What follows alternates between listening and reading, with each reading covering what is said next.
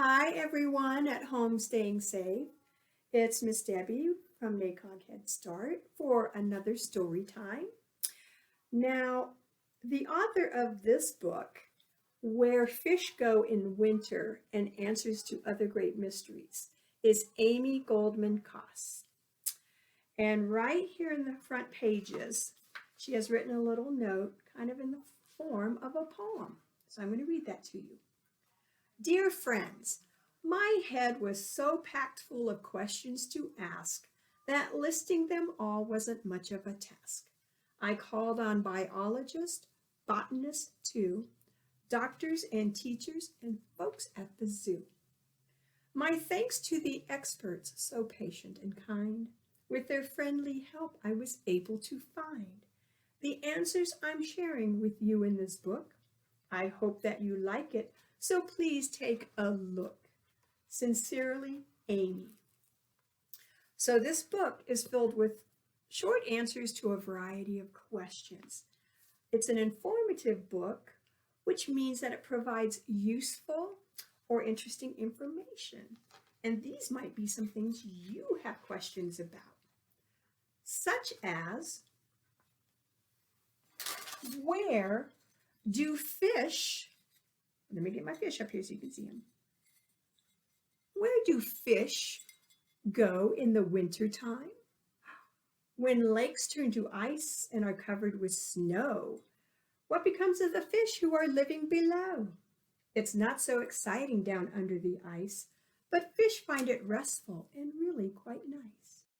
It's dark and it's cold, but the water's not frozen.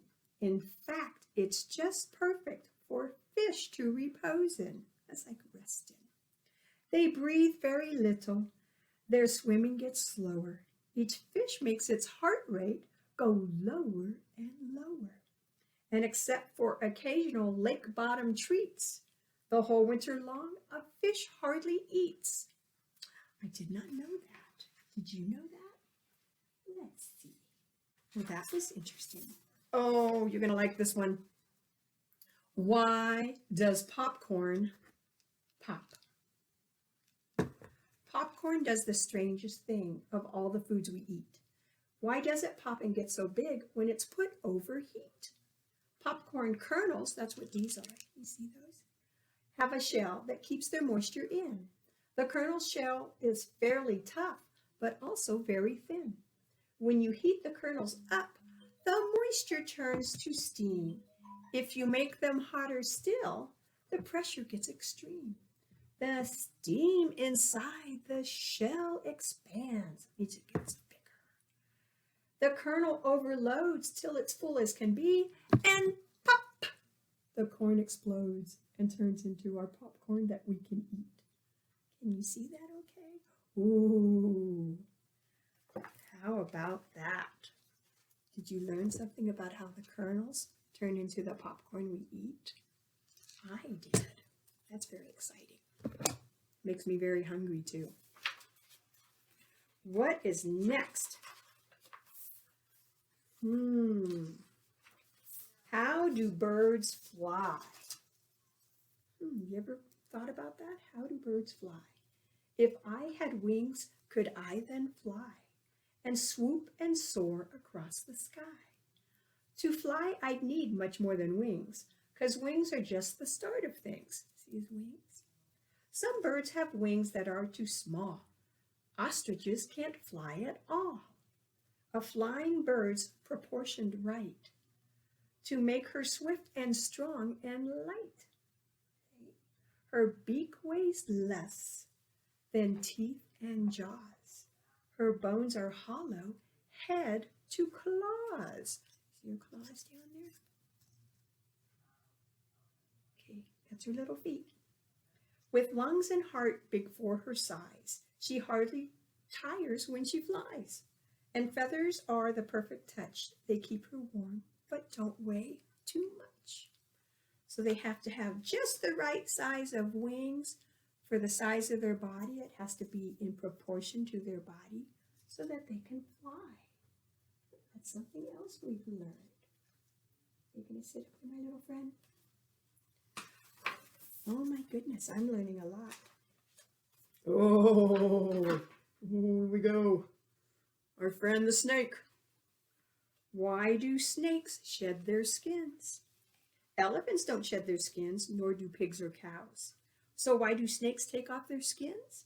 Like people take off clothes? Snake skin doesn't stretch too much, and snake skin doesn't grow. So as the snake gets bigger, the skin has no place to go. He simply has no other choice except to shed his skin. He slides it off in one long piece, starting with his chin. Up here with his chin. Where's my chin? Where's your chin? Before he's through, he even sheds the clear skin from his eyes. And then he wears a brand new skin that's larger in size. Wow. Interesting. Here's our snake friend.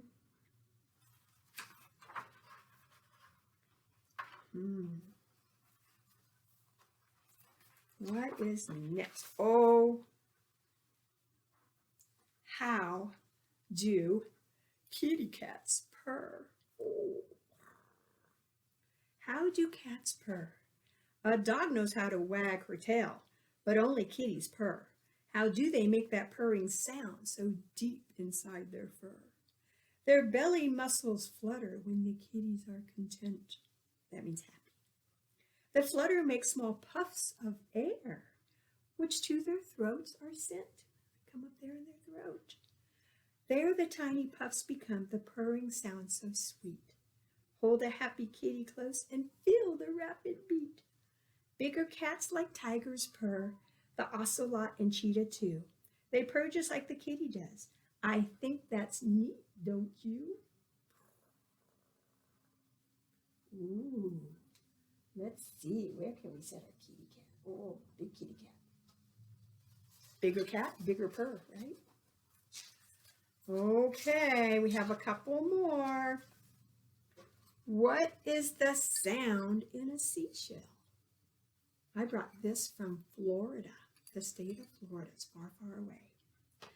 Inside the shell, there is a sound, mysterious to me. How is it that the seashell can sound so much like the sea? A seashell held up to your ear like this will block out background sound. If you used a jar instead, the same sound would be found. So if you don't have a seashell like this, maybe you can ask the grown-up with you if you can try it with a jar and hold it to your ear. Air molecules that bounce around are half of what you hear. And half the sound is your own blood that's rushing through your ear. Well, that's fascinating. Oh my goodness, you have to try it. Okay. Let's not spill the popcorn. All right, I think we have time for one, maybe two more.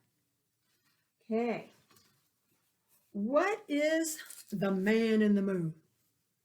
What puts the face on the man in the moon? Have you ever looked at the moon and it looks like it has a face? Is it the shadows of crater and dune? There's lots of craters, these little holes and craters. They're all over the moon. No mountain or crater is so high or low that seen from our planet, its shadow would show. The face isn't shadows the scientists find, but rocks the moon's made of and how they combine.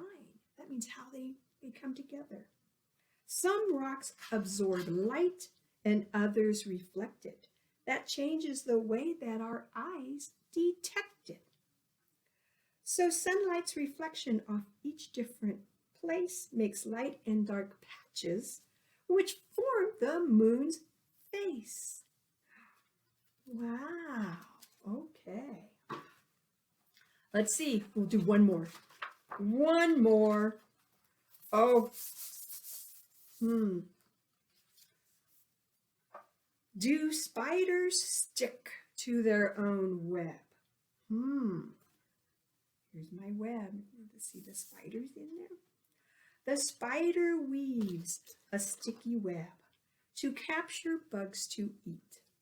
Ooh. What keeps the spider's sticky web from sticking to her feet? Spider webs are very tricky because not all the strands are sticky. Unlike the passing hapless fly, that means ooh, the fly that doesn't know what's about to happen, the spider knows which strands are dry. But if she accidentally stands upon one of the sticky strands, she still would not get stuck, you see. Her oily body slides off free. So there's an oil on a spider's body that would make them, if they wanted to, slide right off their spider web. Wow, that was fascinating to me.